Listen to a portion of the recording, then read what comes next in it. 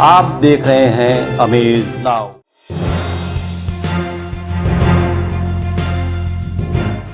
जीतने का मजा तभी है जब आपको लोग हारते हुए देखना चाहें। नमस्कार दोस्तों, मैं अरविंद श्रीवास्तव, अमेज नाउ की खास पेशकश वुमेन्स नाउ में आप सभी का स्वागत है। दोस्तों, काफ़ी अर्सा बीत गया ठंड के इस दौर में। वुमेन्स नाउ पर हम लोगों ने कोई इंटरव्यू, कोई बातचीत नहीं किया, किसी खास महिला से बातचीत नहीं हो पाई। तो उसका कारण सिर्फ ये था कि बहुत ज़्यादा ठंड थी। आज हम आपके सामने एक ऐसी शख्सियत को लेकर आए हैं, एक ऐसी युवती को लेकर आए हैं जिसको आप देखना चाहेंगे, सुनना चाहेंगे। देखने से भी ज़्यादा सुनना, ऐसी ऐसी बातें वो बताएंगी, ऐसी ऐसी बातें वो कहती हैं जिसको देखकर लगता नहीं कि इनका अनुभव इतना कम होगा। तो आइए सीधे चलते हैं, रूबरू होते हैं पूजा प्रजापति से। पूजा प्रजापति, बहुत बहुत स्वागत है आपका हमारे स्टूडियो में, हमारे दर्शकों के साथ, हमारे कार्यक्रम वुमेन्स नाउ में। जी। दर्शक आपके सामने हैं, जी। कुछ बातें उनसे भी हों। जी। सबसे पहले तो ये जानना चाहेंगे हम, हमारे दर्शक, जी। कि ये आपकी शिक्षा दीक्षा कहाँ से है? सर, हमारी फिलहाल अभी जो शिक्षा चल रही है वो एमए फर्स्ट ईयर है पॉलिटिकल साइंस से, चंद्रकांति रमावती देवी आर्या महिला पीजी कॉलेज दीवान बाजार में है जी। अभी मैं वहाँ एमए फर्स्ट ईयर वहीं से कर रही हूँ। दोस्तों, पूजा प्रजापति, आपने नाम जान लिया, इनकी पढ़ाई जान ली, लेकिन इनका पूरा परिचय अब मैं बताता हूँ। नगर निगम प्रशासन, नगर निगम महापौर सीताराम जायसवाल जी ने पूजा प्रजापति को इस गोरखपुर शहर की भीड़ से खोज निकाला और अपने स्वच्छता सर्वेक्षण मिशन की ब्रांड एम्बेसडर बनाया है। जी हाँ, आप इस गोरखपुर में उस मिशन की ब्रांड एम्बेसडर हैं। और सबसे बड़ी बात, जो अभी पिछले महीने योगी जी द्वारा या प्रदेश सरकार द्वारा, नगर निगम प्रशासन द्वारा जो गोरखपुर शहर की सड़कों पर आप देख रहे होंगे फर्राटे से जो सिटी बस चल रही हैं, उसमें एकमात्र महिला चालक के रूप में इनकी तैनाती दी गई है। तो ये बताओ, ये सब कैसे संभव होगा? सर, इसकी प्रेरणा तो गाड़ियों की प्रेरणा तो सर मेरे फादर से ही मुझे मिली है। मेरे फादर 1973 में चरगावा से आईटीआई किए हुए हैं मोटर मैकेनिक से। अच्छा। तो जब हमें स्कूल जाना होता था या फिर कहीं और भी जाना होता था रिलेशन में, तो ड्राइवर का वेट करना पड़ता था सर। चूँकि हमारे पास गाड़ी थी 4 व्हीलर, तो जो है हमें ड्राइवर का वेट करना पड़ता था। ड्राइवर के आते ही कुछ बहानेबाजियाँ होती थी कि थोड़ा सा आज मेरी गाय बीमार है और किसी की तबीयत खराब है, और बहुत तरह तरह के बहाने होते हैं। हाँ जी। तो जो है फिर मेरे फादर ने सोचा कि लड़की है, कब तक इसको मैं ड्राइवर दूंगा, कब तक किसी के भरोसे छोड़ूंगा। तो मेरे फादर ने जो है मुझे गाड़ी धीरे धीरे चलाना ही शुरू कर दिया। चाइल्डहुड से, जब मैं छोटी थी तभी से उन्होंने मुझे गाड़ी चलाना शुरू कर दिया। और मुझे नहीं पता था कि उस टाइम तो सर मेरी खाने खेलने की उम्र थी, तो मुझे नहीं पता था एक दिन मैं बहुत बड़ी बड़ी गाड़ियाँ, चूँकि मेरे फादर का ट्रांसपोर्ट का भी काम है, तो बड़ी बड़ी गाड़ियाँ हैं 18 चक्का 14 चक्का। तो सर धीरे धीरे मैं बड़ी गाड़ियों को भी सीखती गई, छोटी से सबसे पहले कौन सी वो 4 व्हीलर गाड़ी थी जिससे मैंने सर सीखा? वो स्कॉर्पियो थी। अच्छा। वहीं से मैंने सीखा। वो गाड़ी हमारे पास थी जब मैं कम से कम 5th या 6th क्लास में थी। अच्छा। तो हमारे फादर ने, एक्चुअली मुझे बहुत पर्सनल इंटरेस्ट भी था इसका, तो मैं यहीं से सीखना शुरू की। फिर स्कॉर्पियो से जो है बड़ी बड़ी गाड़ियां हैं, इनोवा है, और फिर उसके बाद जो है जेसीबी है, ट्रक है, टैंकर है, टेलर है, पॉपलेन है, हाइड्रा है, क्रेन है, बुलडोजर है, ये सब जो आपने नाम लिया इतनी सारी गाड़ियों में, हमको लगता है कि बहुत सारी उसमें कुछ ऐसी महिलाएं होंगी जो आपको देख रही हैं, सुन रही होंगी, उन्होंने उन गाड़ियों का नाम नहीं सुना होगा शायद। जी, शायद नहीं आप सर सही कह रहे हैं, क्योंकि हमारे गांव में भी जहां मैं रहती हूँ आसपास की महिलाएं भी इसका नाम शायद नहीं सुनी है। उनको खुद ही नहीं पता हाइड्रा क्या होता है, पोप्लेन क्या होता है, क्रेन क्या होता है, जेसीबी क्या होता है। मतलब छोटी छोटी चीज़ों के तो नाम पता, क्योंकि उनको गड्ढा खोदा जाता है तो जेसीबी ऐसे, लेकिन अब ऐसे टेलर नहीं पता है उनको, ये सब जैसे गाड़ियों का नाम नहीं पता है। तो आपने स्टार्ट किया स्कॉर्पियो से। जी। सबसे बड़ी गाड़ी कौन सी थी जिसको आपने चलाया? सर सबसे बड़ी गाड़ी तो मैंने चलाई है 280 पहिए की हिमाचल प्रदेश में मैंने चलाई है। और उस पे यहाँ तो तकरीबन- संभव नहीं है ऐसी गाड़ियाँ। नहीं, यहाँ संभव नहीं है। यहाँ पे तकरीबन 150 पहिए की गाड़ी आई थी जब सर फर्टिलाइजर में हाँ बिल्कुल खाद बिल्कुल। अपने खाद कारखाना में जब वो एक चिमनी काम जो लगाई जा जी रही जी है। जी जी तो उसमें कोई ड्रम आया था जो कि सर 150 पहिए की ही गाड़ी पे आई थी। हाँ, वो बंगाल वगैरह से शायद जी होके जी आई। जी जी तो वो बाईपास से होते हुए आई थी, उसको मैंने चलाया था थोड़ी दूर। अच्छा, जी तो उसको चलाने का आपको मौका मिला था। जी जी जी थोड़ा सा प्रशासन द्वारा थोड़ा सा मौका मिला था। अच्छा जी, और मैं हिमाचल प्रदेश में चलाई थी। हम्म। तो हाँ, हिमाचल प्रदेश में आपने बताया कि 280 पहिए वाली गाड़ी। जी गाड़ी मैंने चलाई थी। हालांकि दोस्तों ये बहुत बहुत आसान नहीं है कि जो हम लोग देखते हैं कि 2 पहिया 4 पहिया और फिर शहरी जाम या वैसे भी चलाना इतना आसान नहीं होता है, लेकिन आप बता रही हो कि आप 280 पहियों वाली गाड़ी, जी। तो जब चलाते समय कोई भय खौफ ऐसा कुछ नहीं महसूस हुआ? नहीं सर, पहले तो सर खौफ महसूस हुआ। हम्म। पहले मुझे हुआ कि जब मैं बड़ी गाड़ियों पे बैठी तो मुझे लगा कि शायद मैं नहीं कर पाऊंगी, लेकिन धीरे धीरे पापा ने मुझे मोटिवेट किया, प्रोत्साहन दिया कि कुछ नहीं है इसमें, सारे काम इस पृथ्वी पे इंसान करते हैं, A to Z काम यहाँ पे इंसान ही करते हैं, तो कुछ नहीं है, बस तुम्हें अच्छा काम कर रही हो और अच्छे काम के लिए डर ही को निकाल। चलिए पूजा, अब बात करते हैं जी गोरखपुर सिटी बस पे, जी जहाँ से आप लोगों के बीच में आई, लाइमलाइट में आई। जी तो इसमें आपको क्या जिम्मेदारी मिली है सिटी बस में? सर, अभी तो फिलहाल मैं बसें चला रही हूँ और आज मैं खुद, अभी आप देख रहे होंगे कि मैंने पूरा ड्रेस पहना से है, बोलो जी। तो मैं डायरेक्ट डिपो से ही आई हूँ। और अभी आज मेरा जो ड्यूटी था वो एयरपोर्ट रूट पे था, और कल मेरा नौसर रूट पे था, और कल शायद मदन मोहन कितने मालवीय- घंटे की ड्यूटी आपकी होती सर है? हमारी 8 घंटे की ड्यूटी होती है। 8 घंटे। जी तो इसमें कोई ब्रेक मिल जाता है थोड़ा आराम करने के लिए? नहीं या सर, कुछ? इसमें 8 घंटे में तो सर कोई ब्रेक नहीं मिलता आराम करने के लिए, और ना ही खाने के लिए। हमें 8 घंटे के बाद ही कोई काम करना पड़ता है। ओके। जी ये सारी चीज़ें मैं इसलिए पूछ रहा हूँ कि बहुत सारे यूथ है, जो गोरखपुर की जो यूथ है जी, वो जी। भी आपको देख रही है, जी तो उनके लिए भी एक इंस्पिरेशन है। जी बहुत सारे ऐसे लड़के हैं, बहुत यूथ ऐसे हैं, एक यूथ का एक तबका है जी जो आपको रोल मॉडल मानता हो, जी उनके लिए क्या आपका कोई मैं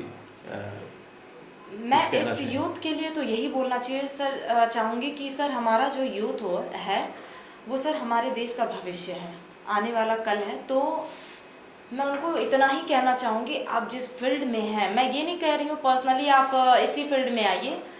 हालांकि लड़के तो सर ऐसा माना जाता है हमारे समाज में कि लड़के जो हैं कहीं पे भी खा लेंगे, कमा लेंगे, रह लेंगे, ज़िंदगी गुजारा बसर कर लेंगे, लेकिन लड़कियों को मैं खास कर कहना चाहती हूँ, और वो भी हमारे जैसे क्षेत्र में, शायद उत्तर प्रदेश को मेरे ख्याल से सर शायद पिछड़ा माना जाता है थोड़ा सा इन सब मामलों में। हाँ, कुछ साल पहले तक ये था, लेकिन अब हम लोग उत्तर प्रदेश बराबरी को का- उत्तम प्रदेश की ओर हम लोग अच्छा, लेके जा रहे हैं। जी तो मुझे लगता है कि लड़कियों की में भावनाएं जो हो बड़ी एडवांसमेंट आ चुकी है जी अब वो बात नहीं है, लेकिन फिर भी आप जो कह रही हैं, जो परिवेश हमारा था, वो पिछला जो परिवेश था, जी। पिछला जो तबका था, वो आगे आ रहा है। बस लड़कियों को थोड़ा सा वैसा माहौल मिलने की देरी है, जी थोड़ा सा उनको ऐसा समाज और माहौल मिले लड़कियों को। और चूँकि मैंने बाबा जी से खुद, महाराज जी से मैंने खुद पर्सनली रिक्वेस्ट की है इसके लिए कि वो एक एकेडमी खुलवाएं, क्योंकि यहाँ पे बहुत सारी लड़कियों के लिए रोज़गार का मौका है, अवसर है, जैसे डेंटिंग का काम है, पेंटिंग का काम है, टायर का काम है, ड्राइविंग का काम है, फिर उसमें बहुत सारे काम है सर। दोस्तों, ये सारी बातें ये जो बता रही हैं वो गाड़ी लाइन यानी कि मोटर व्हीकल लाइन से जुड़ी हुई चीज़ें जी, आप बता रही हो। जी, जी। मुझे लगता है कि बहुत सारी इसमें महिलाएं ऐसी होंगी जी। जो इस सोच से इत्तेफाक नहीं रखती हैं, उनका सोच कुछ और है, वो रोजगार चाहती होंगी, हाँ, हाँ। लेकिन कुछ और चाहती हैं। सर, लेकिन गाड़ी लाइन में आना जी। वो आपके लिए मुमकिन था, जी। क्योंकि आपके पीछे एक हाथ जी। था आपके पिताजी का, जी, जी। अभी भी है आपके जी, पिताजी जी। का हाथ आपके ऊपर, तो इसलिए वो, लेकिन वो इन चीज़ों से आप बता रही हो जो चीज़ें, उसमें क्या वो कर सकती है? मैं सबसे पहले तो ये कहूँगी कि जो पेरेंट्स हैं सर, देखिए माँ बाप का बहुत बड़ा योगदान होता है। अगर एक बच्चा कामयाब हो रहा है या आगे तरक्की पे जा रहा है, अच्छी उपलब्धियों को हासिल कर रहा है, तो माँ बाप का फैमिली सपोर्ट बहुत ज़रूरी है सर। ये पहले चरण पे है हमारे। अगर हमारे फैमिली सपोर्ट नहीं मिलेगी, हमारी फैमिली मेंबर्स अगर हमें नहीं इसके लिए पुश करेंगे, तो हम कुछ चाह के भी सर नहीं कर पाएंगे। हमारी भावनाएं हैं, हमारी जो इच्छाएं हैं सर, वो दब जाएंगे फिर। तो सबसे पहले तो मैं पेरेंट्स को, सिस्टर्स को और उनके जो भाभी भैया सारे फैमिली मेम्बर्स को, चाचा चाची दादा दादी, सबको मैं ये कहना चाहूँगी कि वो अपने घर के अपने युवा को सपोर्ट करें, मौका दें उन्हें आगे आने का, निखरने का, उससे जाने कि वो करना वास्तव में करना क्या चाहता है। तो उसके लिए वो उनको थोड़ा सा जागरूक करें, प्रोत्साहन दें। बच्चा तभी कुछ करेगा, क्योंकि सर मैं इस काम में आने के लिए, हाँ भले मैं मानती हूँ कि मेरी फैमिली बैकग्राउंड अच्छी है, लेकिन सर थोड़ा सा हौसला भी तो रखना पड़ेगा ना उसके लिए। तो सिर्फ पैसे से उससे काम नहीं होता। अगर यहाँ से हम नहीं मजबूत होंगे, यहाँ से दिमाग से नहीं मजबूत होंगे, तो फिर सर हमारे पास कितना भी पैसा हो हम कुछ नहीं कर पाएंगे। दोस्तों कहीं जाइएगा नहीं, वक्त हो चला एक छोटे से ब्रेक का, और ब्रेक के बाद फौरन हम लौटते हैं। वेलकम टू जया शक्ति इंफ्राकॉन LLP। 5 अलग अलग साइट्स चल रहे हैं गोरखपुर और बस्ती जनपद में। हर प्रोजेक्ट पर पाएं कम दाम में प्लॉट या बनवाएं अपने सपनों का आशियाना। Ayush golf city, Sunauli road, Gorakhpur. Ayush residency, Karjaha, Gorakhpur. Ayush smart city, Sonbarsa, Gorakhpur. Ayush global city, Madapar, Gorakhpur. Ayush green city, Parsa Jafar, Basti. हर प्लॉट की रजिस्ट्री पर मिलेगा सोने का एक सिक्का। नमस्कार, हम जया शक्ति इंफ्राकॉन से, हमारा प्रयास है कि हर आय वर्ग को आवास उपलब्ध कराया जाए। आयुष सिटी का सपना, सबके पास हो घर अपना। ब्रेक के बाद आप सभी का एक बार फिर से स्वागत है। पूजा, अभी अभी 26 जनवरी बीता है जी। याद आता है कि कोई ऐसा साल था जी। राजपथ पर आपकी चहलकदमी जी। शहर वासियों ने देखी थी। किस साल, अब आप बताइए। 2020 में सर। क्या था, वजह क्या था, कैसे? सर मैं NSS से राजपथ चली थी। मेरा सिलेक्शन गोरखपुर से हुआ था। गोरखपुर की मैं इकलौती ऐसी लड़की थी 2020 में जो मैं राजपथ चली थी। और मैं NSS से राजपथ चली थी। सर मैं NCC भी की हूँ, C सर्टिफिकेट मैंने NCC भी किया, और आर्मी की मैक्सिमम ट्रेनिंग NCC में हमारे दे दी जाती है। जैसे टेंट पिचिंग हो गया, ऑब्स्टिकल हो गया, बहुत सारी चीजें उसमें सिखाई जाती हैं। जंगल सर्वाइवल होता है, वही 10-10 दिन का होता है। जी बिल्कुल। तो सर मैं 2020 में चली NSS राजपथ, और मैं राष्ट्रपति जी से भी सम्मानित हूँ। उनके साथ हम लोगों ने खाना खाया राष्ट्रपति भवन में, नाश्ता किया। फिर अगले दिन हम माननीय प्रधानमंत्री नरेंद्र मोदी जी से भी मिले, उनके साथ भी हमारा खाना था, नाश्ता था। किस सन की बात आप बता रही हैं? सर 2020 की बात मैं बता रही हूँ। अभी 2 साल। जी सर, अभी जो है तो उनके साथ, और जो हमारे राजपथ के सर्टिफिकेट्स थे वो हमारे खेल मंत्री माननीय किरेन रिजिजू जी के द्वारा दिया गया, और भी बहुत सारे कैबिनेट मिनिस्टर से मुलाकात हुई हमारी उस दौरान। तो ये बहुत एक अपने आप में बहुत बड़ी उपलब्धि थी बिल्कुल, जो मुझे मिली, और शायद गॉड गिफ्टेड था। और मैं NCC से अंडमान निकोबार भी मैं गई हूँ, उसका सिलेक्शन हुआ था। पूजा, इतनी सारी चीज़ें, बड़ी बड़ी गाड़ियाँ चलाना, NCC NSS, ये सब चीज़ें, तो कभी फौज में जाने का मन नहीं हुआ? सर फौज में शायद मैं आपको अब दिल की बात बताऊं कि मेरा बचपन से यही लक्ष्य रहा है। एक्चुअली सर देखिए, मैं हॉकी की नेशनल प्लेयर भी हूँ। अच्छा। मैं हॉकी की नेशनल प्लेयर भी हूँ। मैंने NCC भी किया है, NSS से मैं राजपथ भी चली हूँ, और मैं गोल्फ भी खेलती हूँ, मैं शूटिंग भी करती हूँ, और मैं हैवी व्हीकल्स को ड्राइव भी करती हूँ। हालांकि मुझे जहाज भी उड़ाना है, हालांकि मैं इसकी भी ट्रेनिंग लूँगी, लेकिन पहले अपने समाज और अपने उत्तम प्रदेश, आपने उत्तम प्रदेश अभी बताया, तो इसको और उत्तम करना है। मेरी जो देशभक्ति की अंदर से जो जज्बा जग रही है, पहले मैं इसको अपने मुकाम पर पहुंचा के रहूंगी, और फिर जो है फिर मैं जो है पायलट के द्वारा देश सेवा के लिए भी अपने आप को, मतलब ये है आपके मन में वो चीज़ें हैं? मेरे मन में भी वो चीज़ें हैं। अगर आपसे पूछा जाए कि गोरखपुर में, चूंकि आपकी का लालन पालन और अब तक का जो भी कैरियर है, बीच में आप जरूर कहीं ना कहीं गई पढ़ाई लिखाई के सिलसिले में, फिर लौट के आई, लेकिन सब ले देके अभी आप गोरखपुर में ही हो। तो गोरखपुर में कौन सी ऐसी एक चीज़ बताओ जो आपको अच्छी लगती हो, और एक ऐसी चीज़ बताओ जो आपको बुरी लगती हो? सर गोरखपुर में सबसे पहले तो मैं अच्छाई की बात बता दूं। बिल्कुल बिल्कुल। क्योंकि अच्छाई मुझे ये लगती है कि जो हमारे यहाँ का गोरखपुर, हमारे यहाँ जो प्रचलन है, हमारा जो कल्चर है, संस्कृति की बात, संस्कृति, तो सर हमारी जो संस्कृति है और हमारे यहाँ का जो भोजपुरी लैंग्वेज है, भाषा है, वो लोग आज भी बोलते हैं जैसे कि और कैसन बाड़ा, खाना वाना खैला कि ना खैला। तो ये मुझे अच्छा लगता है कि लोग आज भी अपनी संस्कृति को आपस में बनाए हुए हैं, तो ये बहुत अच्छी बात है, बनाए रखना चाहिए। और फैमिली मेंबर्स आज भी हमारे यहाँ सर देखने को मिलते हैं, जो जॉइंट फैमिलियाँ होती हैं, क्योंकि आजकल सर सब कोई चाहता है कि हम अलग हो जाएं, हम हमारी फैमिली अलग हो जाए, आराम से खाए पिए जिए। तो जॉइंट फैमिली आज भी हमारे इधर क्षेत्र में ज़्यादा देखने को मिलते हैं। मैक्सिमम हमारे यहाँ जॉइंट फैमिलियाँ हैं और ये बहुत जॉइंट अच्छी है। फैमिली का ही कल्चर रहा है यहाँ का जी, और ये मुझे बहुत अच्छी चीज़ लगती है जॉइंट फैमिली को। मैं तो सबको यही कहूँगी कि सबको जॉइंट फैमिली में रहना चाहिए। हालांकि कुछ वजहों से लोग नहीं रह पाते हैं, बिल्कुल। हालांकि जहाँ चार बर्तन होते हैं वहाँ टकराव होता है। तो इसको हम अगर जिंदगी में अगर हमें जीना है और खुशी जीना है, तो हमें इन सब चीज़ों को, छोटी छोटी चीज़ों को अवॉइड करना पड़ता है। बहुत अच्छा लगा आपके मुंह से तो छोटी सी उम्र में ज्वाइंट फैमिली की बात करना, ये मामूली बात नहीं, क्योंकि आजकल का जो यूथ है वो एकदम अकेलापन, तन्हाई चाहता है। बिल्कुल, और वो चाहता है कि हम सेपरेट खाएं, सेपरेट रहें, हमें ज़्यादा दुनियादारी से कोई मतलब ना हो। अच्छा पूजा, अब ये तो हो गया अच्छी बात जी। एक अच्छी बात, हाँ जी। एक बुरी बात क्या है? एक बुरी बात ये है सर कि जो लोग पान खाते हैं ना, पान है, तंबाकू है, गुटखा है, ये लोग कहीं भी थूक देते हैं सर। मतलब जैसे रोडों के डिवाइडर पे आप देखिए, ऑफिसेस के किनारे, सीढ़ियों के किनारे।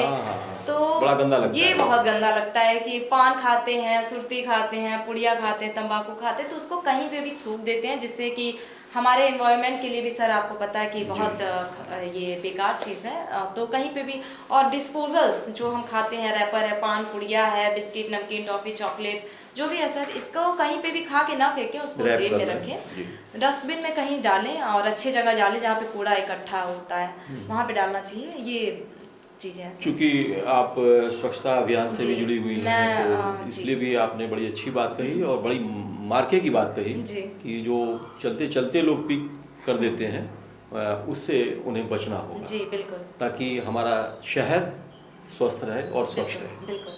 चलते चलते एक सवाल और रह जा रहा है जी, क्योंकि आपने बताया कि आप प्लेयर भी हैं जी, और फिर आपकी 8 घंटे की सीधे सीधे ड्यूटी होती है, तो कुछ खान पान कैसा होना चाहिए आप जैसे लोगों का, यूथ का, किस तरीके का खान पान होना चाहिए? सर सबके लिए खान पान तो सर हेल्दी होना चाहिए, लेकिन आजकल चलन है ये मोमो है, बर्गर है, पिज्ज़ा है, और मतलब फास्ट फूड तरह तरह के हैं, तो खाना चाहिए। वो भी ऐसा नहीं है कि बिल्कुल से उससे बिल्कुल से उससे किनारा कस लेना चाहिए, ऐसा नहीं है, वो भी खाना चाहिए, लेकिन हमें सर हेल्दी डाइट फॉलो करनी चाहिए। और सबसे बड़ी बात कि सबको सुबह उठना चाहिए, सुबह 4 बजे उठना चाहिए, क्योंकि उस टाइम ब्रह्म मुहूर्त का हवा चलता है, वो सबको लेना चाहिए, क्योंकि सुबह की हवा लाखों की दवा है सर। सबको, हम थोड़ा कम खाएंगे वो सही रहेगा, लेकिन सुबह उठ के हवा खानी चाहिए सर, हवा लेनी चाहिए, वो बहुत अच्छा होता है, साफ होता है। और सुबह उठ के इंसान को दौड़ना चाहिए। हेल्थ इज़ वेल्थ, अगर आप फिट है तो सब कुछ है, और अगर आप अनफिट है तो कुछ भी नहीं है सर आपके पास। फिर बहुत बढ़िया बात आपने बताया कि ब्रह्म मुहूर्त में जो है की जो हवा है वो आपको रिसीव करनी चाहिए, तो जब उठेंगे तभी हो सकता है, बिस्तर से नहीं हो सकता है। लोग ठंड में थोड़ा सा आलसपना भी करते हैं, गर्मियों में नहीं उठ पाते हैं बहुत सारे लोग लेकिन मैं तो यही बोलूँगी 4 बजे तक आप बिस्तर को छोड़ दीजिए, बिल्कुल हर हाल में 4 बजे तक छोड़ दीजिए। पूजा, आपके मुंह से ये बातें सुन के बहुत सारे लोग आश्चर्यचकित होते होंगे कि इतनी छोटी कम उम्र की ये लड़की और वो ज्ञान दे रही है जो 60, 70, 80 साल के लोग ज्ञान देते हैं या प्रवचन करते हैं तो ये प्रवचन, ये आपके दिमाग में कहाँ से आया? ये कब से आप ये सब कर रही हो? सर देखिए, अगर हर इंसान, जितना इंसान गलत काम में दिमाग लगाता है, उतना ही दिमाग अच्छे काम में लगाए, पॉजिटिव वे में, तो इंसान कुछ भी कर सकता है। क्योंकि सर हम लोग खुरापात में, गलत चीज़ों में जितना दिमाग लगाते हैं ना, उतना ही दिमाग अच्छे काम में लगाए, तो हर इंसान अपने आप सक्सेस हो जाएगा। हाँ, उसको फिर किसी के आगे हाथ नहीं फैलाना पड़ेगा। और भगवान ने अगर आपको सही सलामत 2 हाथ, पैर, आँख, नाक दिए हैं, तो फिर भगवान से इच्छा मत रखिए कि अब हमें और कुछ मिले। इसमें आपकी गलती है कि अगर आप कामयाब नहीं होते हैं, बिल्कुल कहीं कुछ कमी रह जाती है, कहीं ना कहीं आपके मेहनत में कुछ कमी रह गई, यानी बिल्कुल। और फिर सबसे अच्छी बात आपने जो लाख टके की कही है, ब्रह्म मुहूर्त में उठने की, जी तो मुझे लगता है कि ऊपर वाला भी बड़ा खुश होता होगा ऐसे बंदों से जो सुबह सुबह उठते हैं, थोड़ा याद करते हैं, थोड़ी वर्जिश करते हैं, ताज़ी हवा लेते हैं। बिल्कुल ये बड़ी अच्छी बात है आपने कही। तो बड़ी अच्छी अच्छी बातें आपने बताई जी और मुझे लगता है कि ये बड़ा आज की जो हम लोगों की आपस की जो परिचर्चा रही है, ये बड़ी ही ज्ञानवर्धक है, जानकारी के लिए है लोगों के, यूथ के लिए। यूथ बड़ा इम्प्रेस हो रहा होगा आपसे। जी तो चूंकि समय हम लोगों को इजाज़त नहीं दे रहा है आगे बढ़ने के लिए, हम लोग फिर कभी मिलेंगे और भी ढेर सारी बातें जी करेंगे। सर बिल्कुल। तो हमें अपने दर्शकों से विदा लेना होगा। हिम्मत बढ़ानी है तो चुनौतियों को स्वीकार करो, सफलता तुम्हारे कदम चूमेगी, बस प्रयास करो।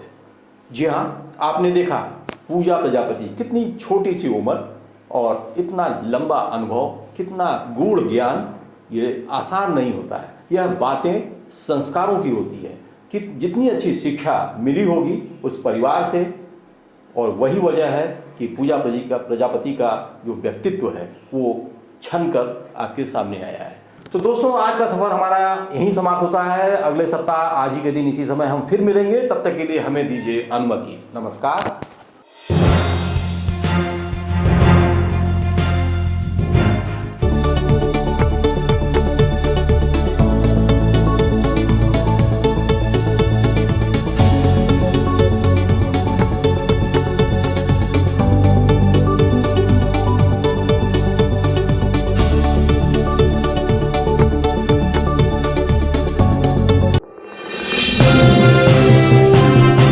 आप देख रहे हैं अमेज नाउ।